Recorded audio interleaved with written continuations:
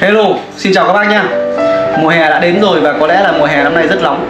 Thế cho nên có bác nào mong muốn là đang đi một cái xe rất là cỏ rẻ rẻ 200-300 triệu nhưng mà muốn là vào trong xe mà phát nó mát lạnh luôn không?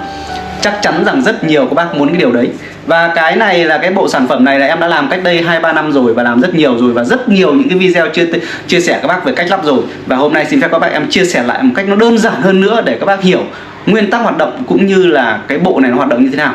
Để trên tay em đây là một bộ Start Stop hàng chính hãng của Micha. Bộ này nó tích hợp đèn nổ từ xa bằng cái điều khiển zin của xe.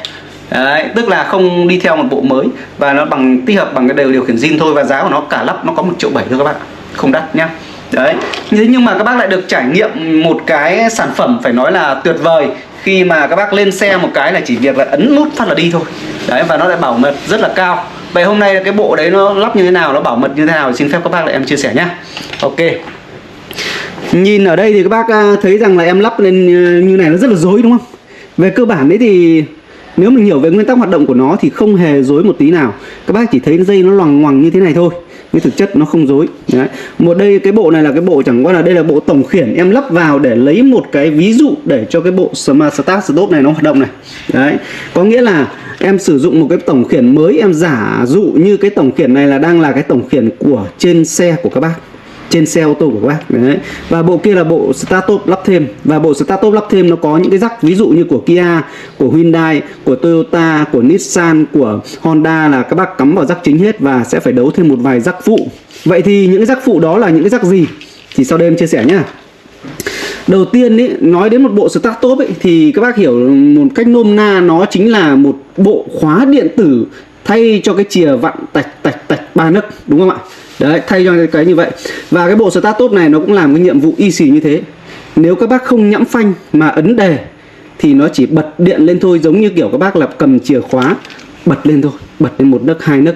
Đấy. Và nếu như các bác nhẫm phanh và ấn nút đề thì lập tức nó sẽ đề cho các bác.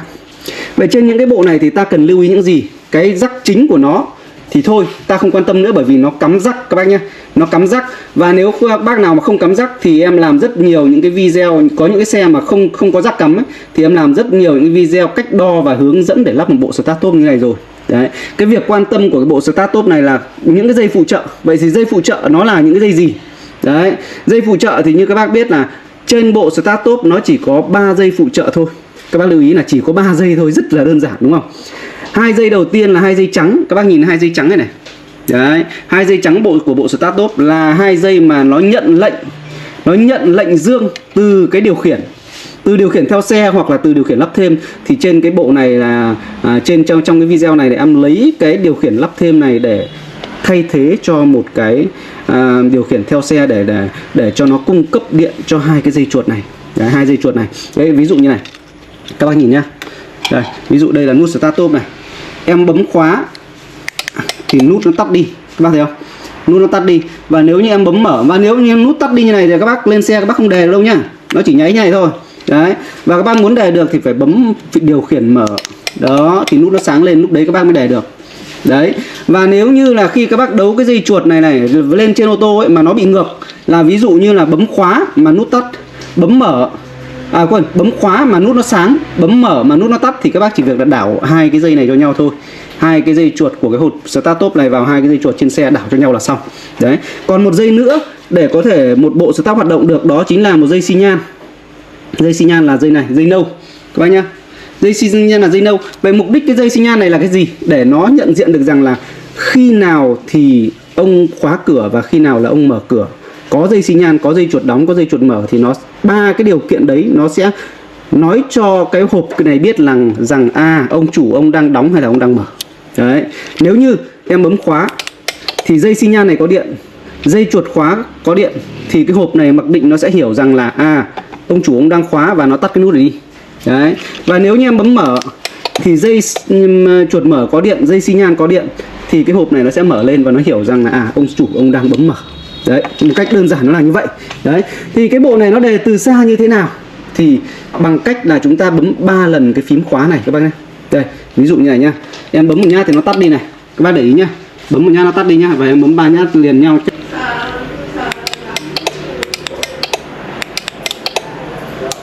Đó, các bác nhìn thấy không? 3 lần. Đấy, 3 lần như vậy thì các bác sẽ nhìn thấy cái nút này nó sáng lên, nhưng mà nó sáng theo kiểu màu đỏ. Đấy, đây các bác nhìn này, nó sáng theo kiểu màu đỏ. Em bấm khóa đi nhá em.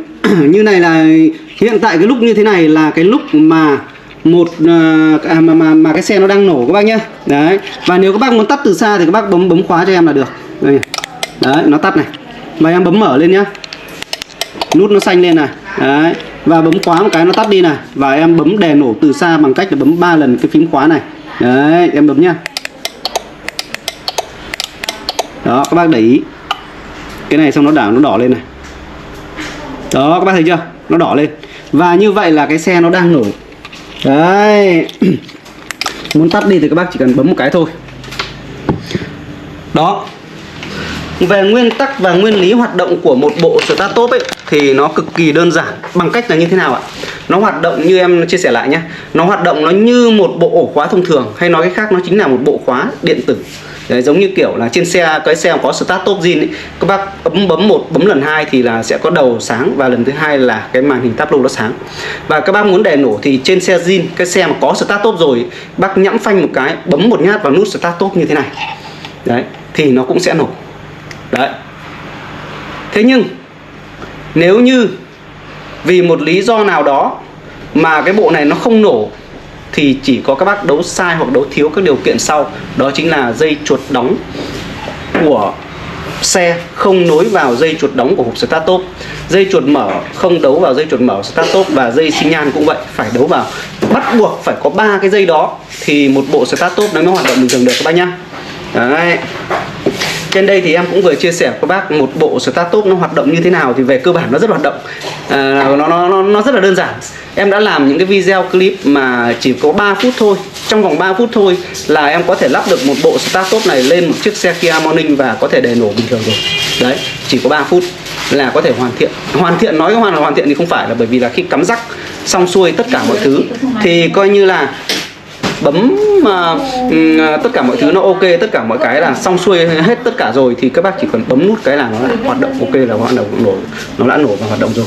Thế thì nhiều bác thì bảo rằng là cái bộ này nó có bảo mật hay không, thì như nhà sản xuất ra một cái bộ như thế này thì như em đánh giá rằng nó cực kỳ bảo mật. Vậy làm thế nào để có thể nó để nổ được là làm thế nào? Là chuột mở phải bấm. Đấy. Bấm cái chuột mở này thì xi nhan có điện và dây chuột mở có điện thì bộ start top nó mới cho hoạt động. Còn nếu chuột mở này mà các bác mà không bấm ấy, thì đương nhiên nó sẽ không bao giờ nó có luôn các bác nhá. Không bao giờ đề được luôn, nói thẳng thế cho nó nhanh. Đấy, ok, xin chào các bác.